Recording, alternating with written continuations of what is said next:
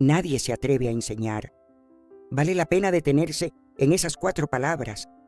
No dicen que estas tradiciones estén prohibidas. No dicen que sean falsas. No dicen que la Iglesia las haya condenado. Dicen algo más preciso y más inquietante, que hay personas que las conocen y que han decidido no transmitirlas. ¿Por qué? A veces por miedo a parecer anticuados, a veces porque el párroco joven las miraría con extrañeza, a veces porque los hijos modernos se reirían y a veces simplemente porque nadie les preguntó a tiempo y ahora ya no saben cómo empezar. Lo que vas a escuchar en este video no viene de libros de teología ni de documentos del Vaticano. Viene de lo que las abuelas hacían, de lo que los pueblos practicaban, de la tradición oral que sobrevivió siglos sin necesitar que nadie la escribiera, porque pasaba de madre a hija, de abuela a nieto, de vecina a vecina, en voz baja, en la cocina, en el camino al campo. Esa cadena de transmisión se rompió y lo que no se transmite en 3 generaciones desaparece más completamente que cualquier libro quemado. Estas son 25 de esas tradiciones.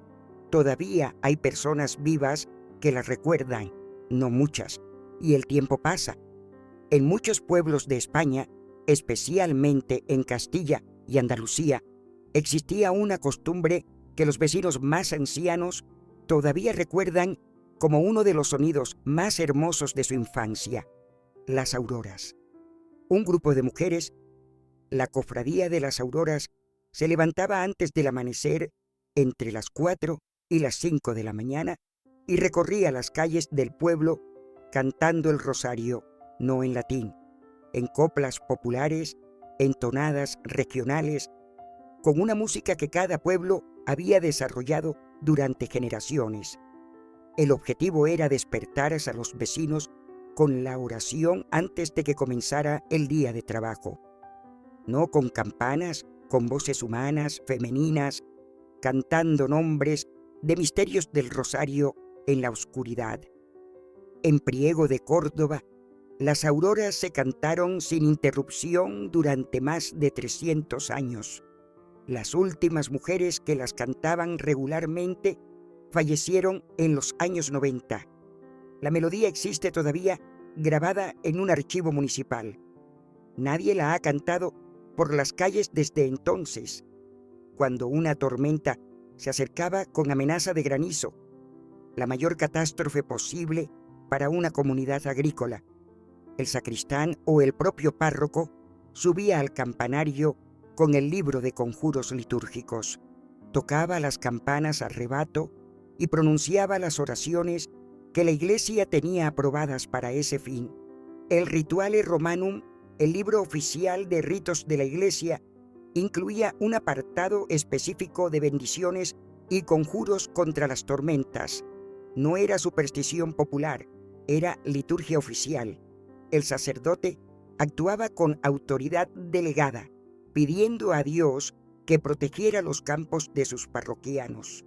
La práctica de los conjuros desde el campanario desapareció después del concilio en casi todas partes, no porque se prohibiera, sigue estando en el ritual, sino porque los sacerdotes más jóvenes no sabían que existía, o si lo sabían, no se sentían cómodos practicándola. No todos los peregrinos llegaban caminando, algunos llegaban de rodillas. El último trecho del camino, a veces los últimos 100 metros, a veces el kilómetro final, a veces el kilómetro completo, se recorría de rodillas como cumplimiento de un voto o como penitencia voluntaria. Tu abuela, si hizo alguna vez una peregrinación importante, probablemente conoció esto. Quizá lo hizo, quizá vio hacerlo a su madre. Nadie lo consideraba extraordinario. Era una manera de que el cuerpo dijera lo que las palabras no alcanzan, que hay algo por lo que vale la pena que duela. Una mujer de Salamanca, en los años 50, hizo el último kilómetro al santuario de la Peña de Francia de rodillas sobre la roca. cumplía una promesa hecha durante la enfermedad de su hijo. Llegó con las rodillas en carne viva. El hijo vivió. Nunca le contó a sus nietos lo que había prometido ni lo que había hecho para cumplirlo. Lo supieron después de su muerte por una carta. El voto, la promesa solemne hecha a Dios o a un santo a cambio de su intercesión, era una práctica corriente y bien regulada en la tradición católica. Lo que se ha perdido no es el voto privado, que todavía existe, sino el voto público, la promesa pronunciada ante la comunidad con testigos que la comunidad recordaba y por la que la comunidad pedía cuentas. Si un labrador prometía en público que si llovía antes de que se perdiera la cosecha, donaría el diezmo de esa cosecha al santuario, toda la parroquia lo sabía. Y si llovía y el labrador no cumplía, todo el pueblo lo sabía también. La dimensión pública del voto lo convertía en algo cualitativamente diferente de la intención privada. La comunidad era su garante, y esa garantía producía una seriedad que ningún compromiso puramente interior puede producir igual. Cuando moría alguien importante en la comunidad, un padre de familia, una mujer venerada, un párroco que había servido décadas, había familias y cofradías que se comprometían a rezar el salterio completo por su alma. Los 150 salmos del libro de los Salmos, divididos entre varias personas, rezados en turnos durante las horas que siguieran a la muerte. Una plegaria sin pausa, sin interrupción, que acompañaba al alma desde el momento de la muerte hasta el entierro. No era una práctica al alcance de todos. Requería tiempo, organización y conocimiento de los salmos. Pero en las comunidades donde existía, expresaba algo que ningún servicio funerario moderno puede reemplazar, que esta muerte era lo suficientemente importante para que un grupo de personas suspendiera su vida ordinaria y se dedicara durante horas a nada más que orar. Hay 3 razones distintas por las que nadie se atreve a enseñar estas tradiciones. Vale la pena nombrarlas porque son distintas. La primera es el vergüenza cultural. Muchas de estas prácticas parecen, desde los criterios estéticos del mundo moderno, primitivas, excesivas, demasiado físicas, demasiado públicas, demasiado dramáticas. El católico moderno ha aprendido a ser discreto con su fe, y estas tradiciones no son discretas. La segunda es la ignorancia generacional. Sacerdotes formados en los años 80 y 90 no aprendieron estas prácticas en el seminario. No pueden enseñar lo que no saben. La tercera, y la más interesante, es el miedo a la responsabilidad. Enseñar estas tradiciones implica comprometerse con lo que significan. Implica decir, esto es real, esto importa, esto tiene consecuencias. Y hay en la pastoral moderna una tendencia a suavizar todo lo que pueda resultar demasiado exigente o demasiado serio.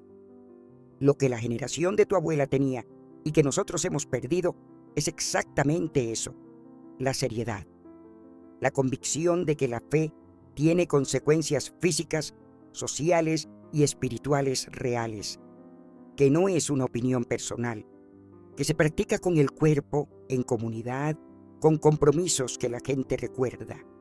Las cofradías de ánimas existían en casi todos los pueblos. Su función era específica y seria: rezar por las almas del purgatorio, especialmente por las almas de los vecinos fallecidos que ya no tenían familia que rezara por ellos. Una vez al año, generalmente en noviembre, en torno a la festividad de los difuntos, la cofradía organizaba una procesión nocturna por el pueblo, no una procesión de santos con imágenes doradas, una procesión austera, con velas que recorría el cementerio y las calles del pueblo mientras se cantaban responsos por los difuntos. era el recordatorio más poderoso del año, que la comunidad incluye a los muertos, que los vecinos que están bajo la tierra siguen siendo vecinos, que la obligación de cuidarlos no termina con el entierro. En un pueblo de Extremadura, la Cofradía de Ánimas siguió activa hasta 1978. La última procesión la hicieron 11 personas mayores. Ningún joven quiso unirse. El presidente de la cofradía, al cerrar el libro de actas por última vez, escribió una sola frase: que Dios nos perdone. Cuando alguien enfermaba gravemente en casa, había una práctica que no requería al sacerdote. La familia leía los evangelios en voz alta sobre el enfermo. No un versículo, los 4 evangelios, a veces en una sola lectura larga, a veces distribuida en días. La convicción era antigua y estaba arraigada en los primeros siglos del cristianismo. La palabra de Dios, pronunciada en voz alta, tiene un efecto real sobre quien la escucha. No como magia, como medicina del alma que también alcanza al cuerpo. Los santos padres hablaban de este uso. San Juan Crisóstomo lo menciona. La práctica sobrevivió durante siglos en las familias más arraigadas en la tradición, aunque la catequesis oficial raramente la mencionaba. Hoy, cuando alguien enferma gravemente, llamamos al médico, correcto, pero antes, mientras esperabas al médico, mientras el médico no podía hacer nada más, mientras la noche era larga, había algo que hacer además de esperar. La noche anterior a la boda, en muchas familias, el hijo que iba a casarse se arrodillaba ante sus padres y les pedía perdón por todas las ofensas de su vida, por los dolores que les había causado, por lo que había hecho y por lo que había dejado de hacer. Y los padres le daban su bendición, no la bendición genérica de un buen deseo. Una bendición real con las manos sobre la cabeza, pronunciada en voz alta, pidiéndole a Dios algo específico para ese hijo que iba a comenzar su propia familia. Era el rito de paso más íntimo y más olvidado de todos. El matrimonio empezaba con esa limpieza, con esa reconciliación, con esa continuidad explícita entre la familia que se dejaba y la que se formaba. Hoy, la noche antes de la boda, se celebra con la despedida de soltero. No hay juicio sobre eso, pero hay una diferencia de peso entre los dos rituales que preceden al día más importante. En los pueblos agrícolas, el horario de la misa dominical siempre fue un problema. Los campesinos tenían trabajo desde el amanecer. Una misa a las 10 de la mañana era, para muchos, incompatible con la jornada.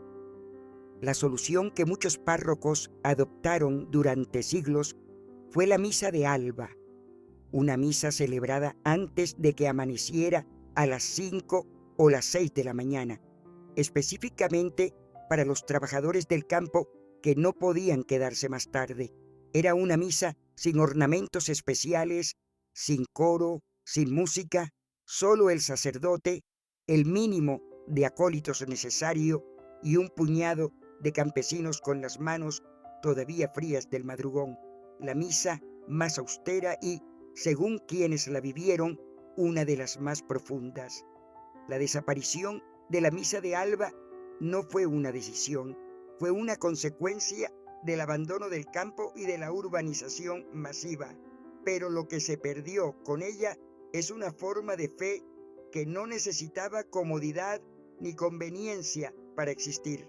Un libro quemado puede reescribirse si hay otra copia en algún lugar. Una melodía grabada sobrevive al cantante. Un rito escrito en un manual puede recuperarse aunque nadie lo haya practicado en 100 años. Pero lo que solo vive en los cuerpos de las personas desaparece cuando esas personas desaparecen, sin dejar rastro, sin que nadie pueda reconstruirlo completamente desde fuera.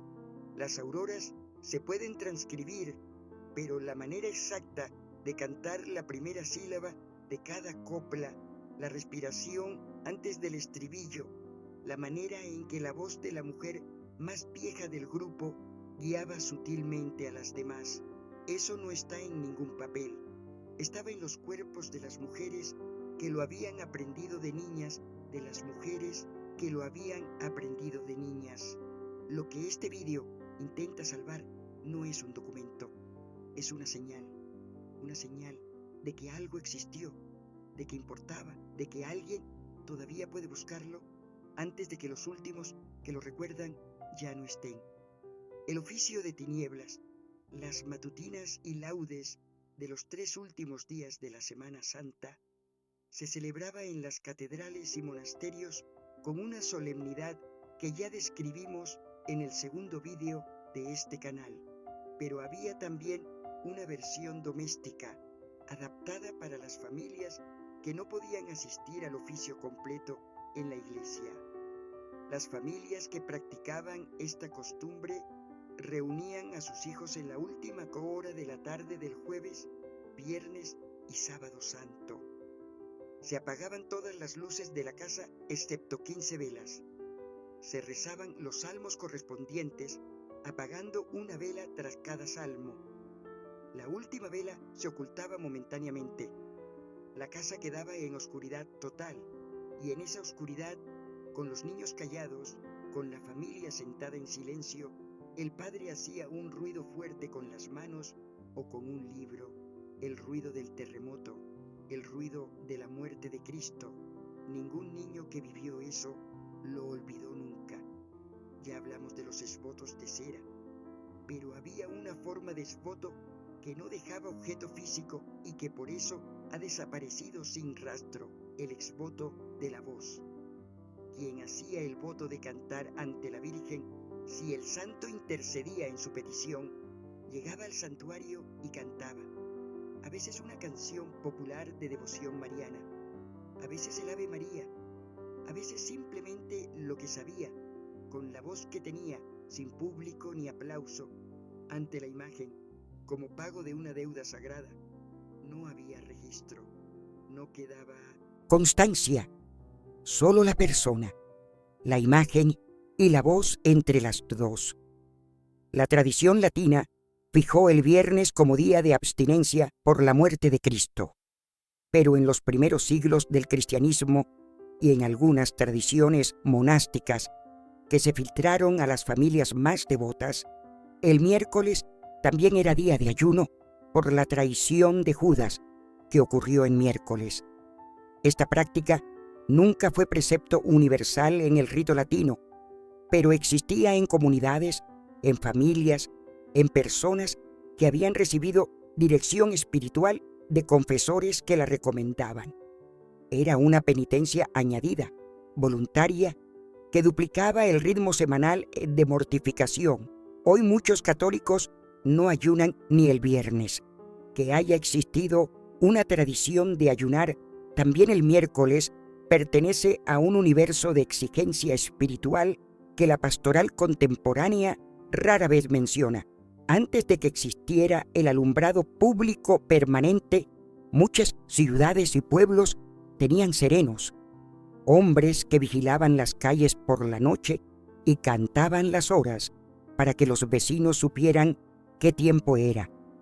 Lo que muchos no saben es que en los pueblos de tradición católica fuerte, los serenos no solo cantaban la hora, cantaban también una jaculatoria, una invocación breve antes o después de la hora, las 3 de la mañana y sereno, alabado sea el Santísimo Sacramento, o las 12:15, cielo estrellado, bendita sea la Virgen María. El sereno era, sin haberlo propuesto así nadie formalmente, un instrumento de oración pública en la noche, un recordatorio sonoro de que la ciudad dormida no estaba desatendida, que había una presencia velando. En Toledo, el último sereno, que cantó las horas con jaculatoria, se retiró en 1964. Un periodista local lo entrevistó entonces. Le preguntó si no se sentía ridículo cantando oraciones por las calles a las 3 de la mañana. El sereno le miró un momento y respondió, El ridículo lo tiene quien duerme sin que nadie le encomiende a Dios. La bendición de los animales el día de San Antón, el 17 de enero, ya la mencionamos en el 5º vídeo de este canal. Pero hay una dimensión que no desarrollamos, la bendición de los animales de trabajo antes de temporadas específicas, en las comunidades ganaderas, antes de la transhumancia, el largo viaje del ganado desde los pastos de invierno a los de verano. El párroco bendecía el rebaño entero. Antes de la temporada de siembra se bendecían las yuntas. Antes de la vendimia, las bestias de carga. La bendición no pretendía reemplazar el cuidado veterinario, lo acompañaba, con la misma lógica con que la oración antes de una operación no sustituye al cirujano, porque hay dimensiones de lo que ocurre que el cirujano no controla. Si observas las 25 tradiciones de este vídeo, hay algo que las une a todas y que las hace especialmente vulnerables al olvido. Ninguna es individual. Las auroras necesitan un grupo de mujeres. Los conjuros desde el campanario necesitan un sacerdote dispuesto. Los votos públicos necesitan una comunidad que los recuerde. El salterio por los difuntos necesita varias personas que lo dividan. Las cofradías de ánimas necesitan suficientes miembros para seguir existiendo. Las tradiciones individuales, rezar el rosario, usar agua bendita, colgar un crucifijo, pueden sobrevivir aunque la comunidad se disperse, porque dependen de una sola persona. Estas no pueden, son comunitarias por naturaleza, y la comunidad católica que las sostenía se ha fragmentado. Lo que se necesita para recuperarlas no es solo voluntad individual, es reconstruir el tejido comunitario que las hacía posibles. Eso es más difícil y también más urgente.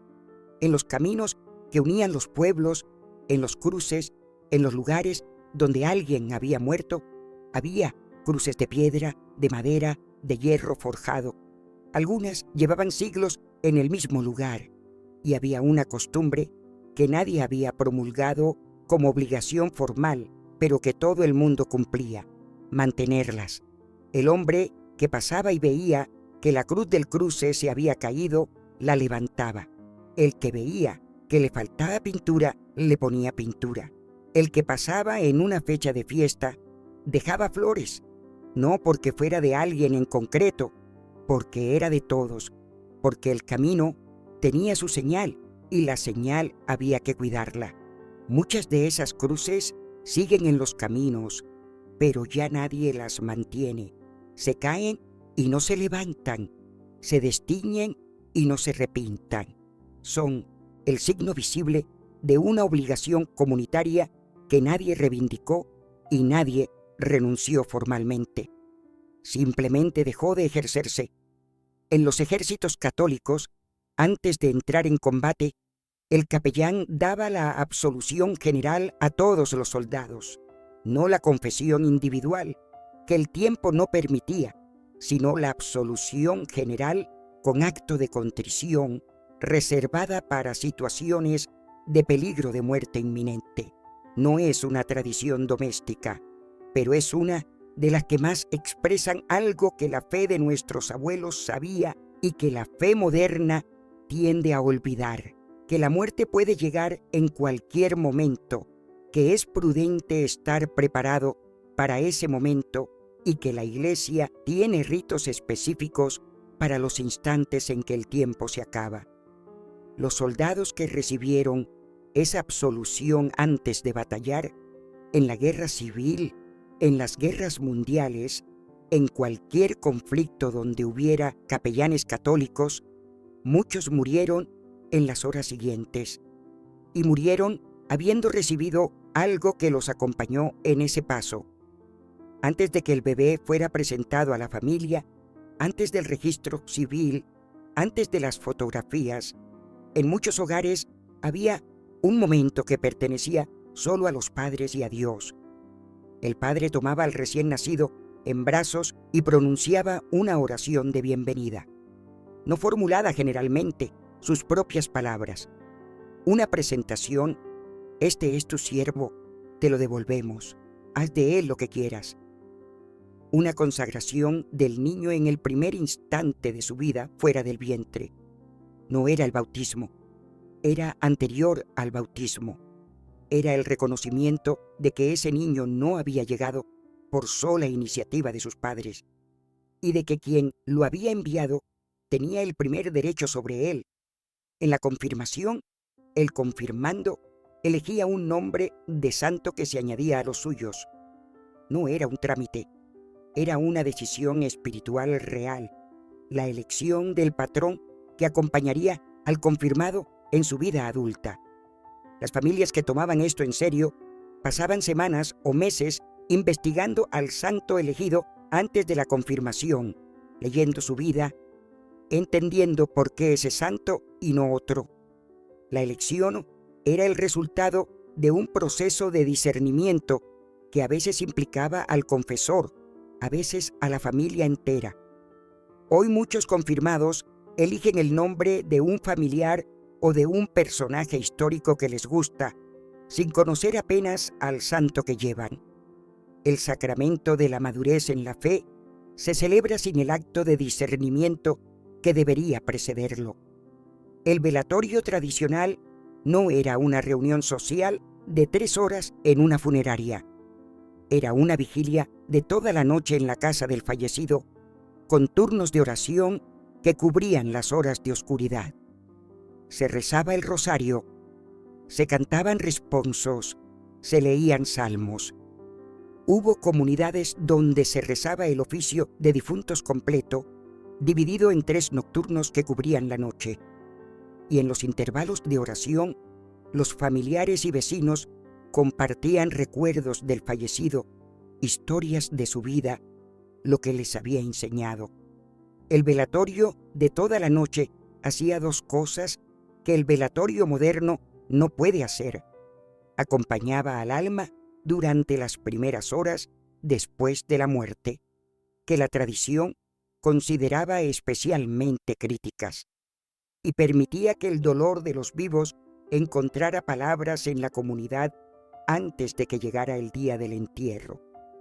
Entre las novenas más populares de la tradición hispana había varias que duraban más de 9 días.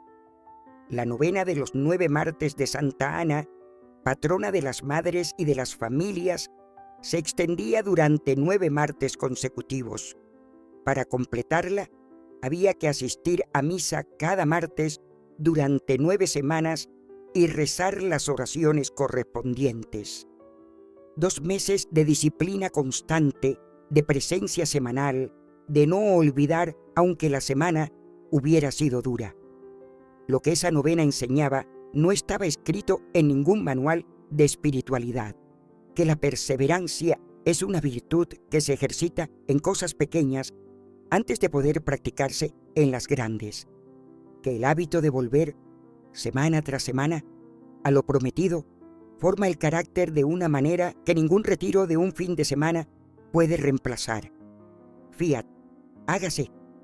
Las palabras de María en la Anunciación, y también la respuesta que la tradición espiritual de tus abuelos intentaba enseñar ante los sufrimientos que llegan sin pedirlos. No era resignación pasiva, era algo más difícil y más activo. La práctica deliberada de recibir el sufrimiento como algo que Dios permite y que por eso tiene un valor que la razón no puede calcular, pero que la fe puede aceptar. Las abuelas que practicaban esto no eran mujeres sin carácter que aceptaban todo sin protestar. Eran mujeres que habían aprendido, muchas veces a través de pérdidas que habrían podido destruirlas, que hay una manera de atravesar el dolor que sale del otro lado con algo más que antes de entrar. Nadie enseña esto hoy, porque en el mundo moderno el sufrimiento es un problema médico o psicológico, no una experiencia espiritual, y enseñar que puede ser ambas cosas exige una valentía que la pastoral contemporánea rara vez se permite. similar a los conjuros contra las tormentas, pero con una carga emocional diferente. Contra la tormenta se reaccionaba con urgencia, contra la sequía con una lentitud que hacía más dura la espera. Las procesiones de rogativas por la lluvia podían durar días. Podía hacerse una rogativa y no llover, y entonces volvía a hacerse.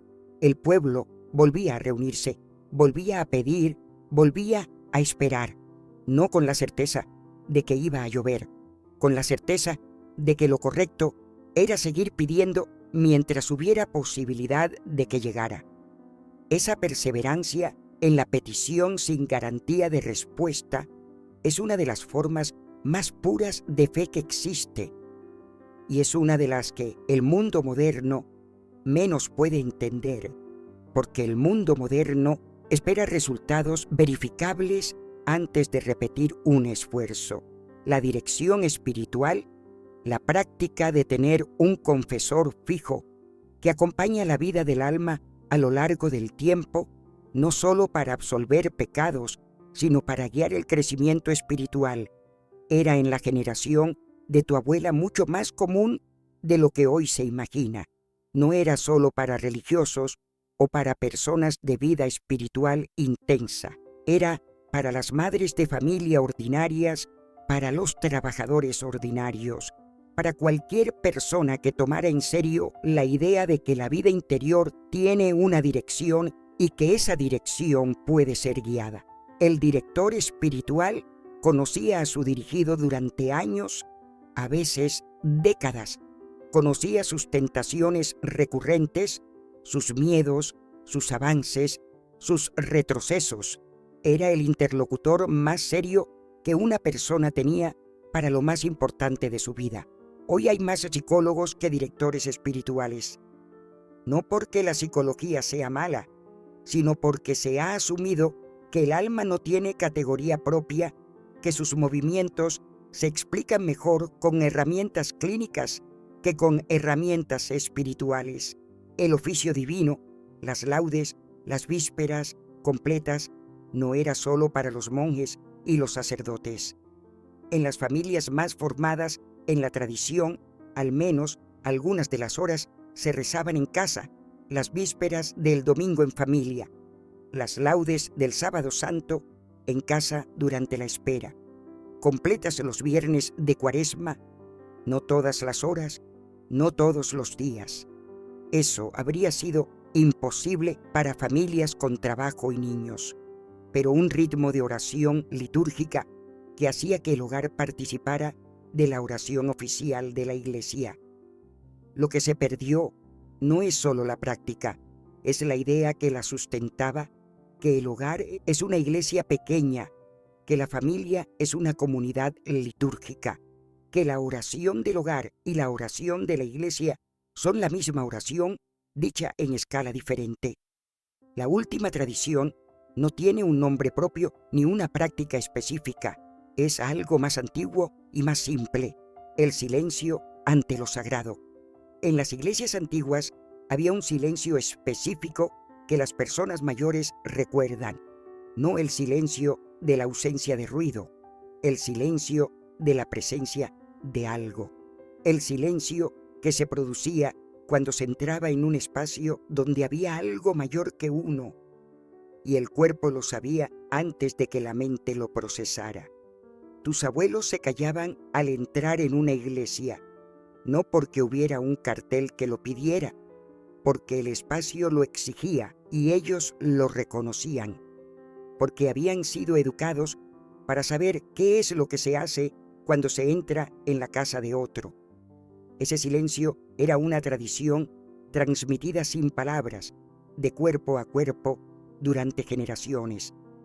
Padres que se callaban al entrar y niños que aprendían callándose también, sin explicación, sin catequesis, solo el gesto, repetido 1000 veces, que se hacía cuerpo propio. Nadie se atreve a enseñar el silencio, porque el silencio no se enseña, se practica, y en un mundo que no para de hablar, practicarlo es el acto más contracultural que existe. Este canal existe porque todavía hay personas que recuerdan, personas mayores que llevan décadas creyendo que lo que saben no le importa pues a nadie y que no vale la pena contarlo. Les importa, vale la pena. Si conoces alguna de las tradiciones de este video, si hay algo que tu familia practicaba y que no aparece aquí, si tienes un cuaderno como el del inicio con oraciones y costumbres escritas a mano, cuéntanoslo en los comentarios o escríbenos. Cada comentario que llega a este canal es una página del cuaderno que no se ha perdido todavía. Suscríbete, porque el tiempo pasa